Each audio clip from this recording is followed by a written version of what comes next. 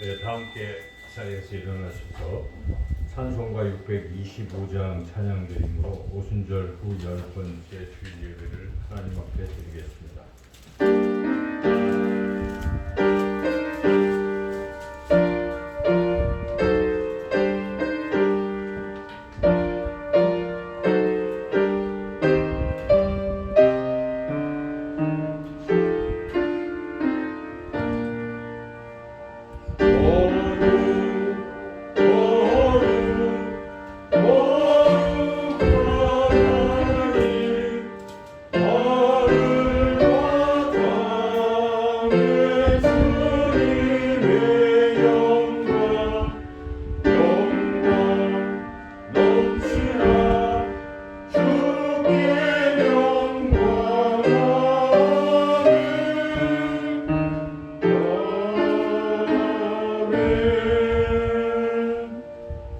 비록 무화과 나무가 무성하지 못하며 포도나무에 열매가 없으며 감람나무에 소출이 없으며 밭에 먹을 것이 없으며 우리의 양이 없으며 외양간에 소가 없을지라도 나는 여호와로 말미암아 즐거워하며 나의 구원의 하나님으로 말미암아 기뻐하리로다.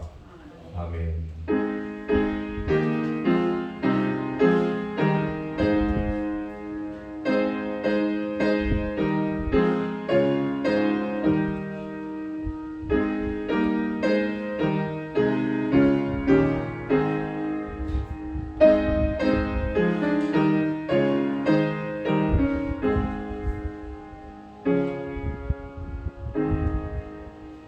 사랑과 은혜가 충만하신 좋으신 아버지 하나님, 코로나와 무더위 속에서도 저희들을 지켜주시고 오늘 거룩한 주일 성전에 나와 하나님 앞에 예배로 영광을 돌릴 수 있게 해주시니 감사를 드립니다. 이 시간도 이곳에 임재하셔서 우리가 드리는 예배를 기뻐 받아 주시옵고 우리를 만나 주셔서 하나님의 그 크신 은혜와 사랑을 다시 한번 깨달아 우리의 영혼이 더욱더 강건해지며 하나님을 사랑하는 그런 마음이 더 충만해질 수 있도록 이 시간도 역사해 주시기를 원하옵고 예수님의 이름으로 기도드리옵나이다. 아멘. 찬송가 28장 찬양하겠습니다.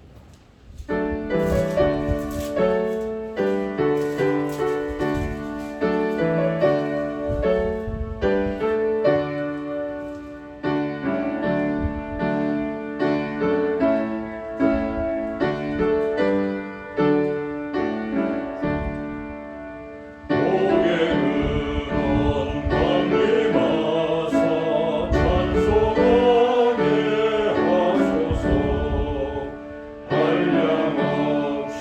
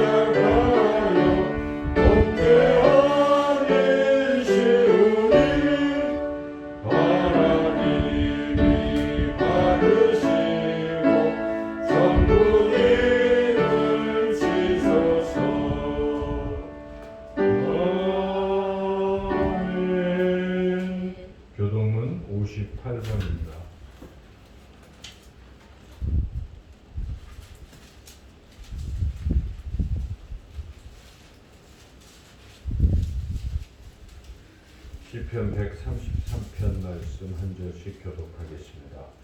보라, 형제가 연합하여 동거함이 어찌 우리 손하고 안다하고 머리에 있는 보배로운 기름이 시험 곧 아버지 시험에 불러서 그의 옷깃까지 내림받고 헐몬에 있으리 시온의 산들에 내림 같도다.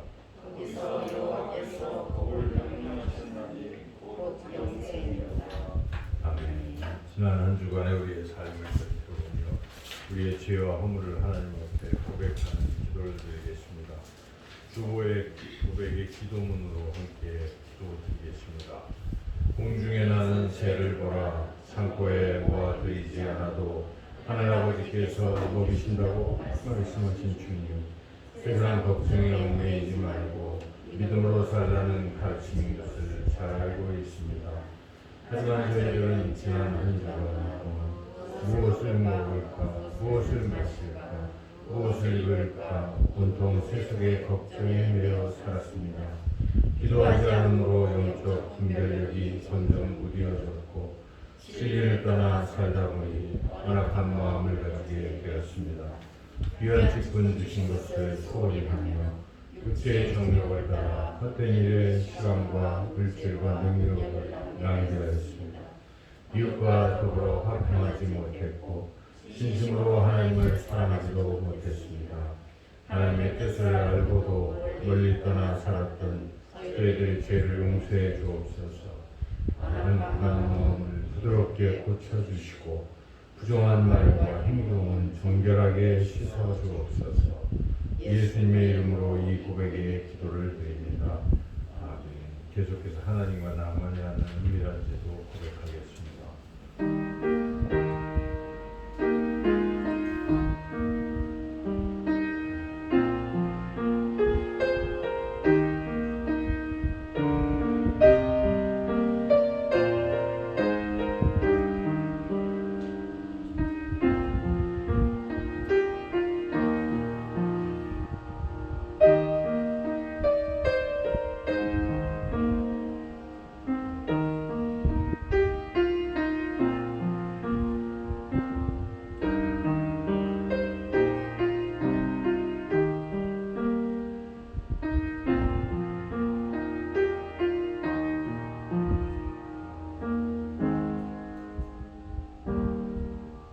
주는 선하사 사죄하기를 즐거워하시며 주께 부르짖는 자에게 인자하심이 후하심이니이다.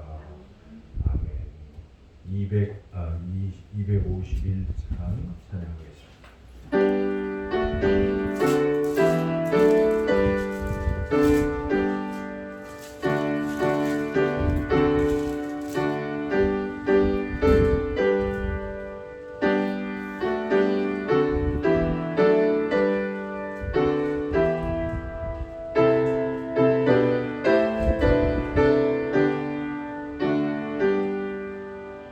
올랐다 주님의 그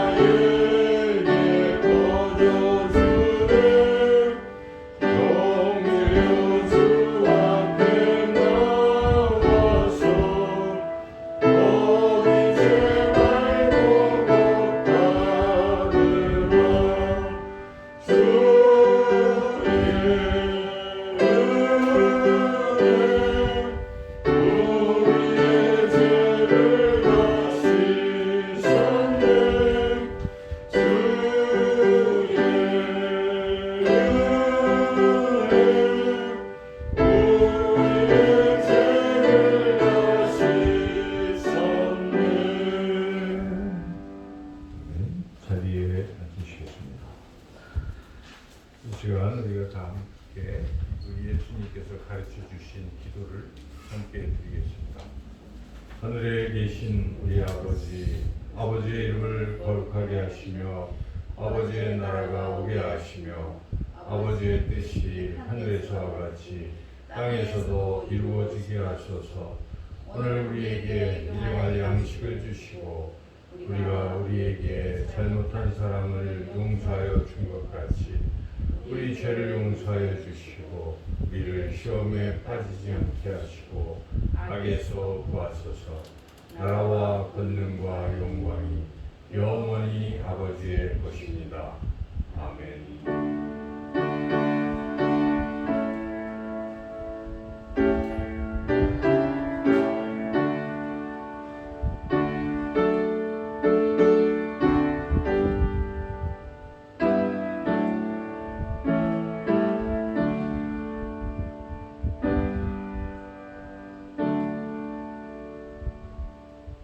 이 시간 하나님께서 우리에게 주시는 말씀 신약성경 요한복음 말씀입니다. 요한복음 6장 24절부터 35절까지 말씀입니다.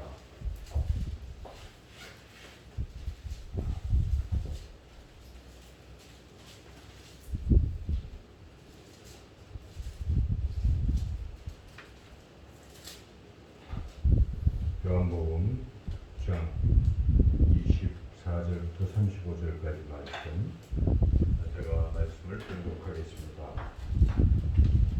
무리가 거기에 예수도 안 계시고 제자들도 없음을 보고 곧 배를 타고 예수를 찾으러 가버나움으로 가서 바다 건너편에서 만나 랍비여 언제 여기 오셨나이까 하니 예수께서 대답하여 이르시되 내가 진실로 진실로 너희에게 이르노니 너희가 나를 찾는 것은 표적을 본 까닭이 아니요 떡을 먹고 배부른 까닭이로다.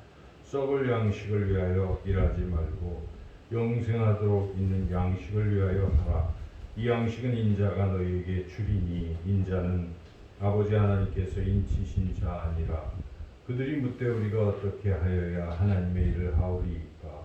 예수께서 대답하여 이르시되 하나님께서 보내신 이를 믿는 것이 하나님의 일이니라 하시니 그들이 묻되 그러면 우리가 보고 당신을 믿도록 행하시는 표적이 무엇이니까 하시는 일이 무엇이니까. 기록된 바 하늘에서 그들에게 떡을 주어 먹게 하였다 함과 같이 우리 조상들은 광야에서 만나를 먹었나이다. 예수께서 이르시되 내가 진실로 진실로 너희에게 이르노니 모세가 너희에게 하늘로부터 떡을 준 것이 아니라 내 아버지께서 너희에게 하늘로부터 참떡을 주시나니 하나님의 떡은 하늘에서 내려 세상에 생명을 주는 것이니라. 그들이 이르되 주여 이 떡을 항상 우리에게 주소서. 예수께서 이르시되 나는 생명의 떡이니 내게 오는 자는 결코 죽이지 아니할 터이요 나를 믿는 자는 영원히 목마르지 아니하리라. 아멘. 기도드리겠습니다. 하나님 아버지 감사합니다. 이 어려운 이 상황 시절 속에서도 하나님께서 눈동자와 같이 우리를 지키시고 또 이렇게 건강하게 또 믿음으로 살아갈 수 있게 해주시니 감사드립니다. 그러나 우리가 때로는 또 이 코로나를 핑계로 우리의 신앙이 나태해질 때도 있었습니다. 하나님 우리의 부족한 죄와 허물을 용서하여 주시고 주의 성령으로 역사하여 주셔서 우리가 더욱더 강건하게 우리의 속사람이 우리의 영혼이 더욱더 강건해지게 하여 주셔서 이 코로나의 환경을 잘 믿음으로 이겨내며 살아가게 하여 주시옵소서. 하나님 우리 사랑하는 성도님들 가운데에 또 코로나와 또 무더위와 또 여러 가지 형편 사정으로 어려운 또 삶을 살아가는 분들이 있사오니 주여 긍휼히 여겨주시고 그 어려움 속에서도 나의 도움이 어디서 올까 천지를 여리신 여호와에게로서다 믿음을 가지고 하나님을 바라보고 하나님을 의지하며 잘 이겨낼 수 있도록 주여 인도하여 주시옵소서. 하나님 온 세계가 코로나로 인해서 하나님 델타 변이 바이러스로 점점 더 어려움 속에 처해 있습니다. 주여 긍휼히 여겨주시고 온 지구촌의 모든 사람들이 다 백신 접종을 잘 하여 하나님 이 델타 변이 바이러스도 잘 이겨내게 하시고 그래서 하나님 더욱더 서로 사랑하고 또 함께 하나님을 경외하는 그러한 온 백성 되도록 주여 은혜를 베풀어 주시옵소서. 이 시간도 하나님의 귀한 생명의 말씀을 듣기를 소망하오니 주의 성령께서 역사하사 우리의 생각을 하나님께 고정시켜 주시옵고 잘 또 듣고 깨달아서 이 말씀을 마음에 새기어 말씀을 순종하며 하나님의 뜻을 이루며 하나님을 기쁘시게 하는 삶을 살아갈 수 있도록 역사해 주시기를 간절히 원하며 예수님의 이름으로 기도드리옵나이다. 아멘. 어떤 분의 글에 이런 내용이 있었습니다. 미국의 이 하버드 대학에 우리나라 한국 학생들이 들어가려고 많이 애를 쓰는데, 근데 많이 또 들어가는 학생들도 있는데 안타깝게도 졸업을 못하는 경우가 많다는 것이죠. 그래서 이분은 그 이유가 무엇일까? 그 이유는 목표를 하버드 대학에 들어가는 것에만 두었기 때문이다. 일단 들어가고 나니까 또 다른 목적이 없는 것입니다. 그래서 그냥 그렇게 지내다가 결국은 졸업을 못하고 포기하는 학생들이 많다 하는 것이죠. 그 해석이 참 맞는 말씀 같습니다. 그래서 우리가 인생의 목적을 눈앞에 보이는 목적, 단기간의 목적에만 둘 경우는 그 목적을 이루고 나면 더 이상의 그 계속 지탱할 힘을 잃고 만다는 것입니다. 그런데 또 그래서 이 직장에 들어갈 때도 우리 젊은이들이 직장에 들어갑니다. 열심히 해서. 그런데 막상 들어가고 나면 그 다음 목적이었기 때문에 제대로 견디지 못하고 중도에 또 포기하는 젊은이들도 나타날 수 있다는 것입니다. 또 어떤 경우에는 인생의 목적을 제법 길게 잡아서 나름 단기적인 목적도 알고 인생에서 장기적인 목적을 가지고 할지라도 그것이 과연 궁극적 목적이 될 수 있는가. 예를 들어서 직장 생활을 잘해서 그 직장에서 최고의 위치에 올라서 또 마지막 은퇴를 잘 했다고 치더라도 그래서 그 다음은 또 무엇인가. 또 다른 인생의 궁극적 목적을 모른다면 그것도 진정한 인생의 목적이라고 말할 수 없을 것입니다. 우리가 잘 아는 그 소설, 영화화도 됐는데 노인과 바다라는 그런 소설이 있습니다. 해밍웨이라는 분이 쓴 소설인데 해밍웨이는 노벨상을 받고 우리가 잘 아는 또 무기여 잘 있거라 뭐 이런 소설도 썼죠. 그래서 누구를 위하여 종을 울리나 뭐 이런 소설도 쓴 아주 유명한 작가인데 그분이 쓴 노인과 바다 아마 우리 어릴 때부터 책을 읽거나 들었을 것입니다. 노인과 바다의 줄거리를 제가 짧게 요약해 드린다면 한 산티아고라는 그런 어부가 있었습니다. 젊은 시절에 어부 생활 잘했고 잘 능력이 있는 분이었는데 이제 나이가 들어서 여전히 이제 어부 생활을 하고 있었는데 어느 날 고기 잡으러 나갔는데 고기가 안 잡히는 겁니다. 80일 이상이 지나도 고기가 안 잡혀요. 그래서 이 노인과 함께 했던 그런 소년이 있었는데 마눌린이라는 소년이 이제 처음에 함께 했지만 40일쯤 지나니까 고기도 안 잡히고 하니까 할 수 없이 이제 소년은 떠나서 다른 배로 이렇게 다른 배를 타게 되었습니다. 그래서 그런데 이제 이런 상황에서도 홀로 된 노인은 계속 고기를 잡는 거예요. 근데 안 잡혔는데 그러다가 한 이제 80일이 지나고 나서 낚시로 이제 고기를 잡았는데 탁 걸렸는데 이게 보통 고기가 아니에요. 굉장히 무거운 겁니다. 그래서 그런데 이제 포기하지 않고 딱 잡고 있었는데 나중에 보니까 고기가 배를 끌고 가는 거예요. 고기 너무 커가지고. 그렇게 막 그래서 고기와 이렇게 싸우고 하는데 나중에 이렇게 보니까 배보다 큰 겁니다. 고기가 큰 고기가 잡힌 겁니다. 그래서 사투를 걸려가지고 간신히 작살로 고기를 이제 찔러서 죽여가지고 이제 더 이상 반항을 못하고 이제 고기를 매달고 이제 다시 이제 집으로 기쁜 마음으로 돌아가고 있었는데 큰 고기의 피가 이제 바다에 이렇게 쭉 가니까 상어들이 공격을 하기 시작한 것이죠. 그래서 상어가 이제 고기를 공격하는데 또 사력을 다해서 이제 상어를 물리치는 겁니다. 물리치고 해서 간신히 물리쳤는데 그런데 물리칠 때마다 상어가 그냥 간 게 아니라 이 고기의 살점을 뜯어먹기 시작한 거죠. 그래서 그렇게 해가지고 이제 간신히 물리치고 돌아와서 너무 피곤해서 잠을 청하고 아침에 이제 일어났는데 어부들이 이렇게 보니까 막 뼈를 보니까 엄청 큰 걸 잡아왔는데 보니까 살이 하나도 없는 거예요. 그래서 그때 이제 마눌린이라는 소년이 그 사실을 이제 노인에게 이제 이야기하면서 낚시하는 방법을 가르쳐 주세요 뭐 해가지고 끝난 게 이제 노인과 바다의 줄거리입니다.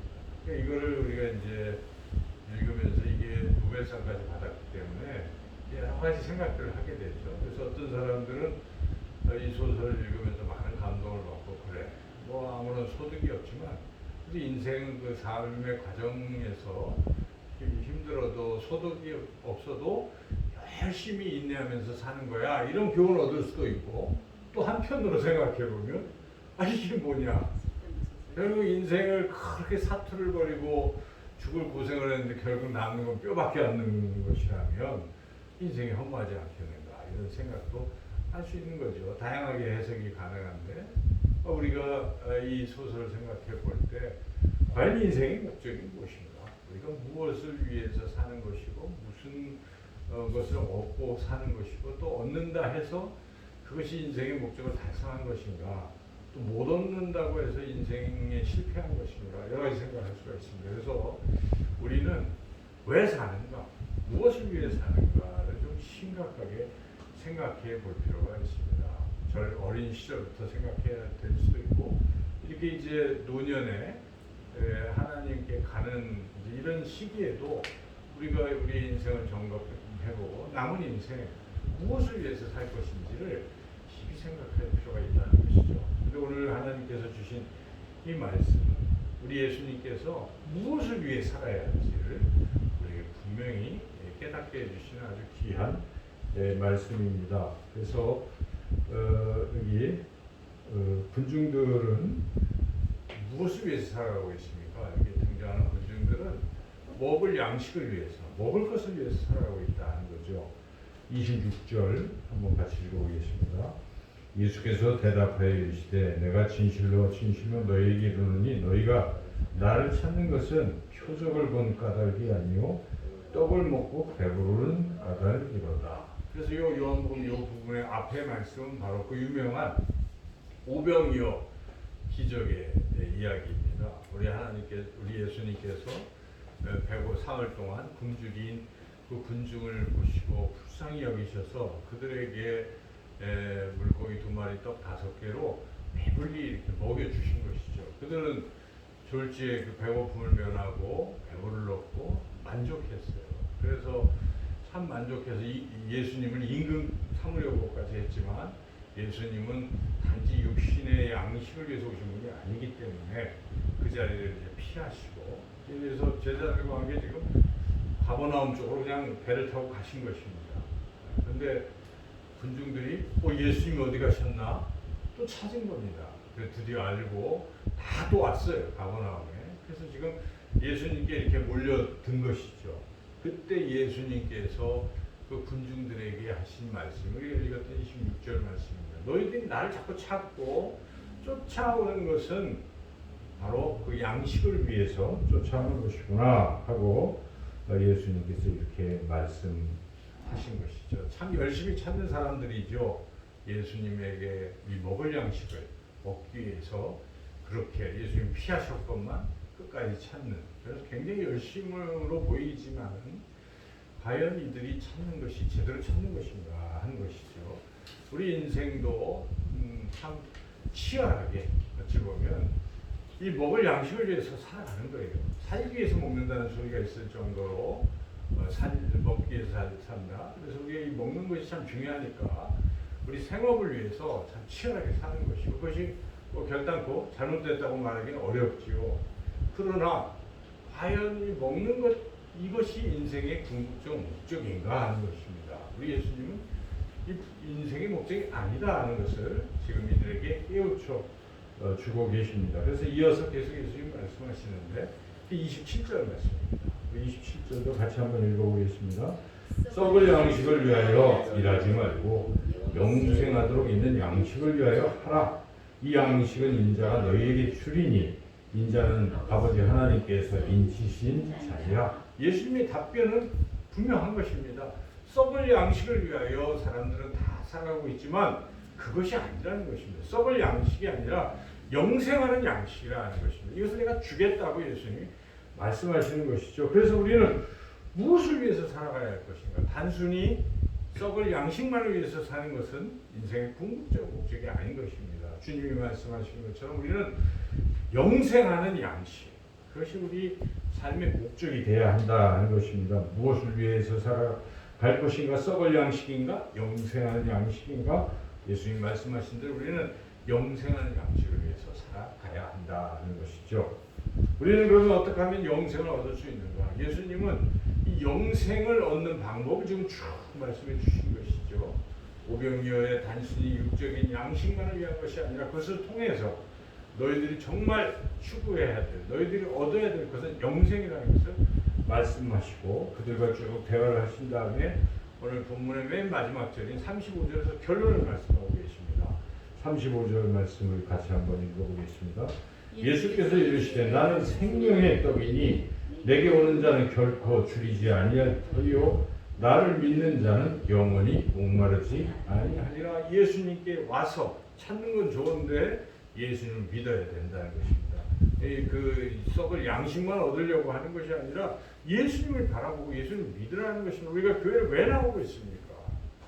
혹자는 그냥 다른 종교처럼 똑같이 교회 나와서 복 받기 위해서 나온다고 하면 잘못 생각하는 것이, 그게 현세적 복만을 말한다면 우리 신앙이 잘못된 것입니다. 우리는 현세적 복도 하나님 주시겠지만 그것보다 더 중요한 것은 무엇입니까? 영생하는 복을 우리가 얻어야 한다는 것입니다. 영생하는 복은 어떻게 얻습니까? 영생이신 예수님께 나아가서 예수님을 믿으면 예수님이 우리에게 주시는 것입니다. 예수님은 영원한 영생 그 자체이시기 때문에 우리가 예수님을 믿는 날 예수님을 모셔드리는 것이고 우리는 영생을 소유하게 되는 것입니다. 예수님과 함께 사는 사람은 영생을 얻는 것입니다. 근데 여기 있는 우리 모두는 예수님을 믿는 사람들입니다. 그래서 우리는 분명히 영생을 얻었습니다. 여러분 영생을 얻은 줄로 믿습니까? 이미 얻은 것입니다. 또한 우리가 그 영생을 나중에 누리게 될 것인데 우리는 이미 예수님을 믿음으로 영생을 얻었습니다. 그렇다면 우리의 인생의 목적은 다 달성된 것인가? 이것을 끝을 낼 것인가? 아니라는 것입니다. 우리가 더 깊이 또 한번 생각해 봐야 됩니다. 우리가 그럼 왜 사는 것인가? 이 영생을 이미 얻었는데 지금 하나님 품에 안겨도 되는데 왜 남은 생이 우리에게 주어져 있는가를 우리가 깊이 생각해 봐야 되겠습니다. 왜 우리는 계속 살아갑니까? 다른 게 아닙니다. 영생을 주신 그 하나님, 그 하나님을 위해서 사는 것입니다. 여러분 그게 마땅한 도리가 아니겠습니까? 우리에게 이렇게 귀한 것을 주셨는데 우리가 그분을 사랑하고 그분을 위해서 사는 것은 너무나 당연한 것이죠. 영생을 주시고 그분과 우리 영원토록 살 것인데 그분을 위해서 사는 것이 우리 남은 생애의 목적이 되어야 한다는 것입니다. 여러분 왜 사십니까? 물어보면 무엇이라 답하겠습니까? 나는 하나님을 위해서 나에게 영생을 주신 우리 예수님을 위해서 내가 살겠습니다 하는 것은 우리 그리스도인들의 마땅한 도리요 마땅한 자세일 것입니다. 우리는 하나님을 위하여 살아가야 될 줄로 믿습니다. 하나님 위해서 사는 것이 무엇입니까? 두 가지입니다. 내가 하나님 위해서 사는 삶은 우리 예수님이 가르쳐 주십니다. 첫째는 하나님을 사랑하며 사는 것이 하나님을 위해서 사는 것입니다.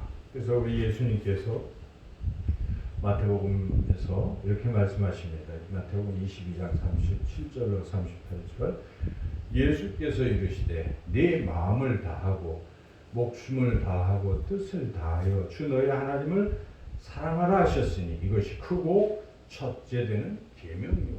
여러분 성경을 요약한다면 이거라는 것입니다. 하나님을 사랑하라는 것입니다. 왜 우리는 하나님을 사랑합니까? 우리를 만드셨습니다. 우리를 사랑하십니다. 너무 사랑하셔서 우리가 영원히 죽을 수밖에 없지만 우리를 위하여 예수 그리스도를 외아들을 보내주셔서 우리에게 영생을 주셨어요. 이 사랑을 우리가 깨닫는 사람이라면 당연히 이 하나님을 사랑하는 것이 마땅하지 않겠습니까? 내 마음과 몸과 내 영혼과 모든 것을 바쳐서 내가 하나님을 사랑하리라. 여러분 그래서 교회마다 하나님 사랑하는 사람들이 얼마나 많습니까? 그들이 왜 헌신합니까? 자기의 생명을 들여서 왜 살아갑니까? 그것은 하나님의 은혜를 생각하고 그 은혜에 감사해서 그냥 묵묵히 주님 사랑합니다 하고 신앙생활하는 것입니다. 힘들고 어려운 일이 왜 없겠습니까? 못 일고 힘들고 고난이 와도 주님 나에게 영생을 주셨기에 주님 사랑합니다 하고 걸어가고 있는 것이죠. 그래서 우리가 하나님을 사랑하며 살아가야 할 텐데 하나님 사랑을 우리가 어떻게 표현하는 것인가? 우리가 얼마 전에 전도서 말씀을 쭉 읽었어요. 그 전도서를 쓴 솔로몬이 헛되다 인생 다 헛되다 하고 맨 마지막 12장에 결론을 말하자니 12장 13절에 일의 결국을 다 들었으니 하나님을 경외하고 그의 명령들을 지킬지어다. 이것이 모든 사람의 본분이니라. 솔로몬의 결론은 하나님을 경외하고 하나님 말씀에 순종하는 것이 바로 하나님을 사랑하는 삶이라고 분명히 고백하고 있습니다. 여러분 우리가 하나님을 사랑한다고 한다면 하나님을 경외해야 합니다. 부모님을 사랑하십니까? 부모님 사랑을 어떻게 표현합니까? 부모님을 공경하고 존중하는 것이 부모님을 사랑하는 것입니다. 우리가 하나님을 공경하고 하나님을 높여드리는 삶, 이것이 하나님을 사랑하는 삶입니다. 근데 우리가 하나님을 높이고 하나님을 공경하는 삶은 무엇으로 표현합니까, 여러분? 예배 아니겠습니까? 예배예요. 예배. 왜 우리 기독교인들은 예배에 목숨을 거는가? 다른 게 아니라 이 코로나에도 왜 예배에 목숨을 걸고 있습니까? 하나님을 경외하는 것이 하나님을 사랑하는 것이기 때문에 왜 주일 성수하십니까? 하나님을 경외하는 것이 그것이 하나님 사랑의 표현이기 때문에 우리는 내가 아무리 이걸 통해서 뭐 주일날 다른 어떤 목적을 달성할지라도 아니다. 내가 그거 못해도 다 하나님을 예배하리라. 나 하나님 예배. 그리고 예배드리는 거 아니겠어요? 하나님 사랑을 그렇게 표현하는 거예요.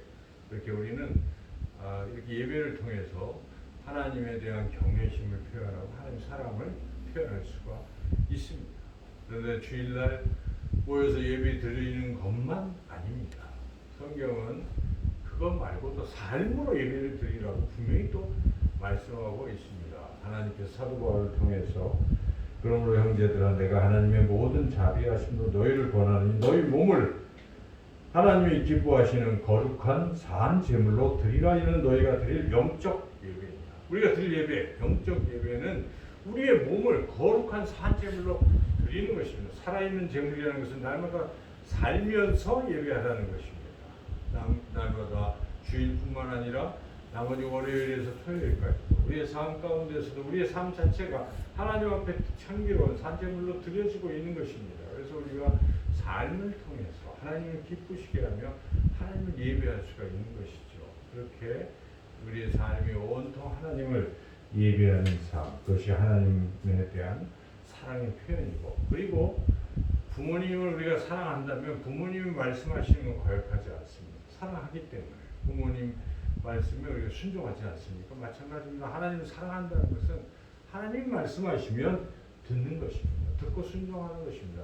주님 말씀하시면 우리가 따라가는 것이고, 주님 말씀이 아니면 가지 않는 것이고, 그렇게 날마다 살아가는 것이. 여러분 날마다 왜 새벽마다 큐티하십니까? 왜 새벽 예배에 참여하십니까?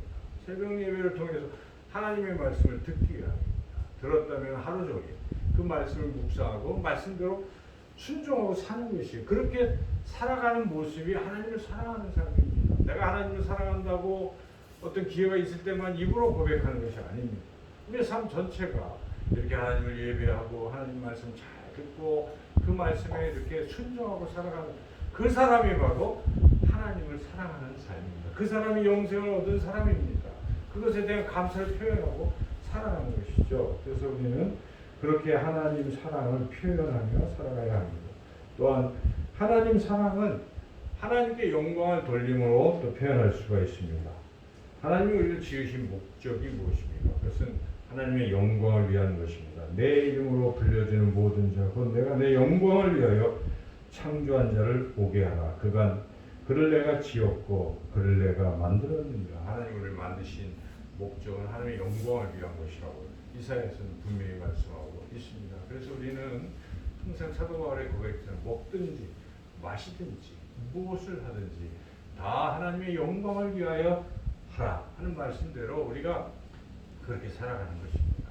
우리가 왜 착한 선행을 합니까? 내가 착한 일을 하면 누가 영광 받습니까? 하나님이 영광을 받는 것입니다.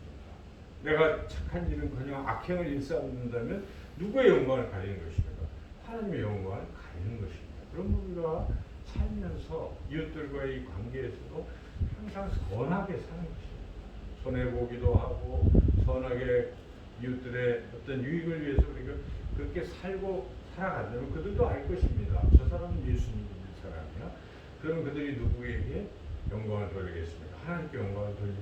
그래서 우리 예수님께서 산상수훈에서 이같이 너희 빛이 사람 앞에 비치게 하여 그들로 너희 착한 행실을 보고 하늘에 계신 너희 아버지께 영광을 돌리게 하라 하고 분명히 명령하셨습니다. 그래서 우리가 늘 우리의 언행 심사가 하나님을 나타내고 있구나. 우리는 그리스도의 향기구나.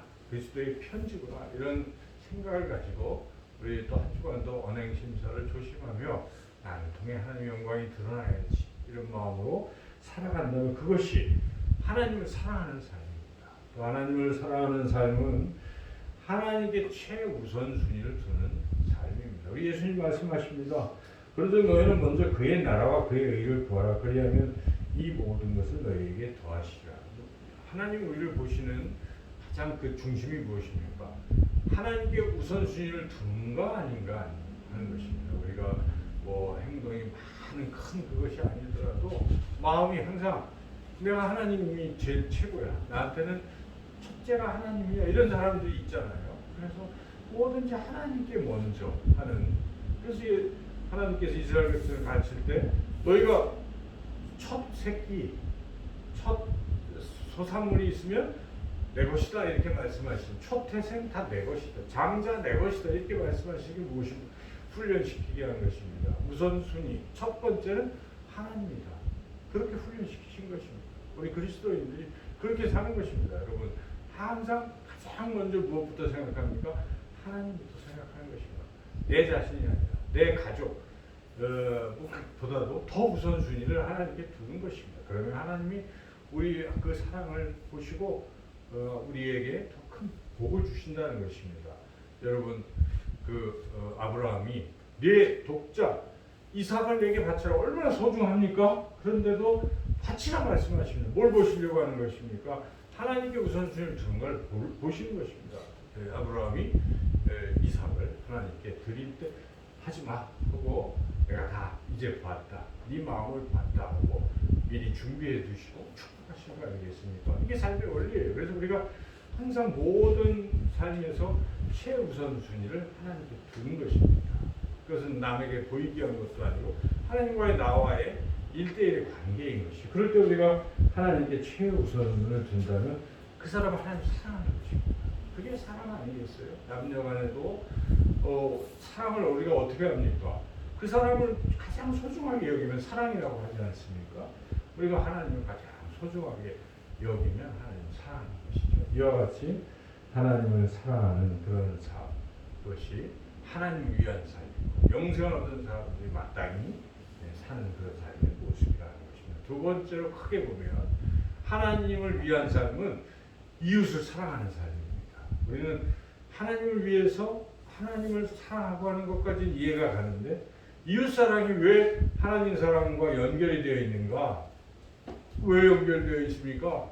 예수님 그렇게 말씀하셨기 때문입니다. 성경이 우리에게 그렇게 말씀하고 있기 때문입니다. 첫째라고 말씀하신 것에 이어서 예수님은 둘째를 말씀하십니다. 마태복음 20장 39절에 둘째도 그와 같으니 내 이웃을 내 자신같이 사랑하라 하셨느니라. 그래서 이웃을 사랑하는 것이 곧 하나님을 사랑하는 것이요 하나님을 위해서 사는 삶이라는 것입니다. 이웃사랑이 그렇게 중요합니다. 우리 기독교가 이웃사랑이 빠진다면 신앙이 잘못된 것입니다. 우리는 하나님을 사랑하고 이웃을 사랑하는 경천 애인의 이 삶이 바로 기독교의 핵심이라는 것을 결코 잊어서는 안 됩니다. 기독교가 냉랭하고 이웃들에게 사랑 베푸는 일을 멈추는 순간 뭔가 잘못된 것입니다. 위선이요 그냥 교리 안에 갇혀있는 그런 신앙에 불과할 수밖에 없어요. 그래서 우리 삶이 자연스럽게 하나님 사랑하는 사람들은 이웃사랑을 그냥 그게 삶으로 생각하고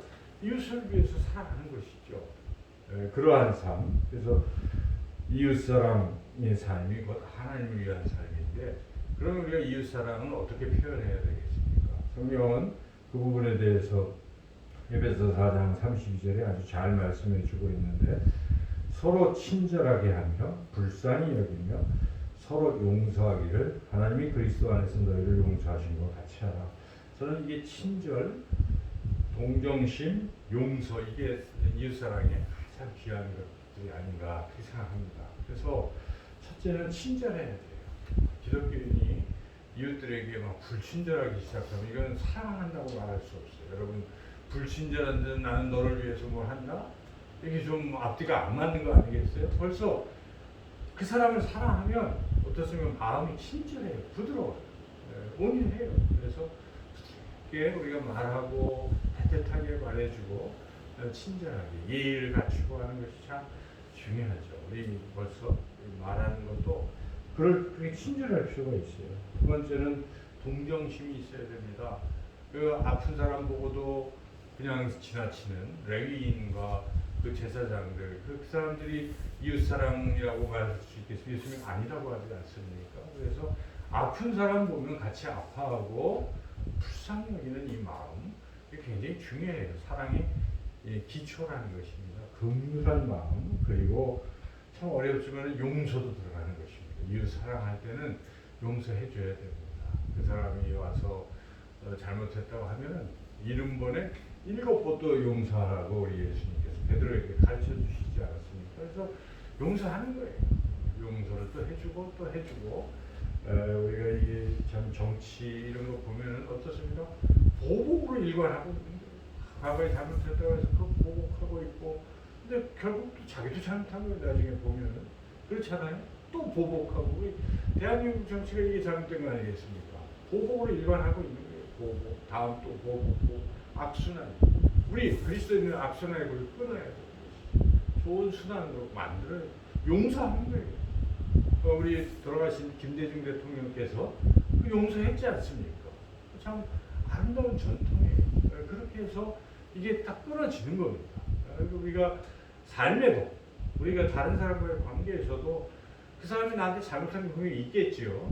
그런데 원한을 계속 갖고 있다면 그리스도인이 아니에요. 그렇죠? 그리스도인은 용서하는 사람. 왜 그렇습니까? 예수님이 우리를 용서하셨습니다. 우리 용서받을 수 없는 존재인데 우리 예수님 우리를 대신해서 십자가에 죽으심을 용서하셨어요. 우리가 용서해야 하는 것입니다. 이웃사랑을 한다고 말한다면 용서하는 그것이 하나님을 위해서 사는 그런 삶의 모습일 것입니다. 끝으로 이웃사랑을 한다고 한다면 이웃에게 유익을 끼치는 것입니다. 저는 이것이 바로 우리 인생의 성공이라고 생각합니다. 그래서 내가 비록 큰 일은 안 했지만 우리가 죽었을 때 사람들이 그 사람 생각해보니까 나한테 참 이런저런 도움을 주었어. 이런 평을 받는다면 성공입니다. 근데 아유 잘 죽었어. 그 사람 뭐 나한테 엄청 못된 짓 하더니 결국 갔구만. 그렇게 우리가 평가를 받는다면 이게 그리스도인이라고 보기 힘듭니다. 우리가 내가 사는 삶의 영역에서 뭐 많은 것을 바라는 게 아닙니다.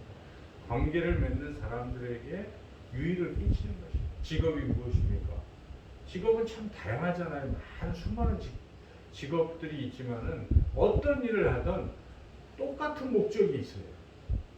다른 사람을 유익하게 하기 위한 것입니다. 여러분 그렇지 않습니까? 농사를 짓는 분은 무엇입니까?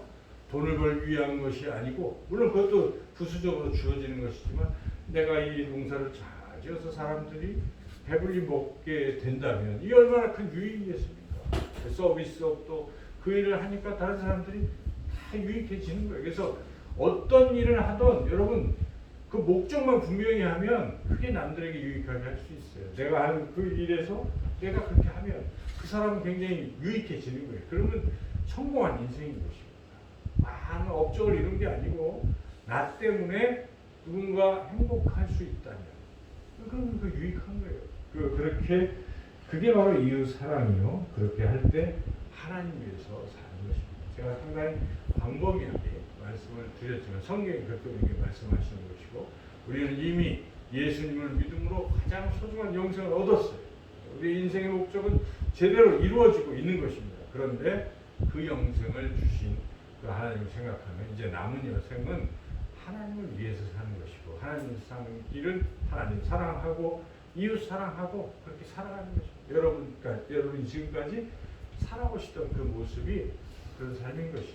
그래서 우리가 끝까지 이렇게 살아서 하나님께 영광을 돌리고 하나님 기뻐하시는 그런 복된 삶을, 인생의 목적을 이루어 가시는 삶이 되시기를 주님의 이름으로 축원합니다. 하나님 감사합니다. 부족하고 연약한 우리를 구원해 주시고 영생을 선물로 주신 것 참으로 감사하고, 이제 남은 생은 영생을 주신 하나님 사랑하고 이웃을 사랑하며 살게 해 주시기를 간절히 원하고 예수님의 이름으로 기도드리옵나이다. 아멘.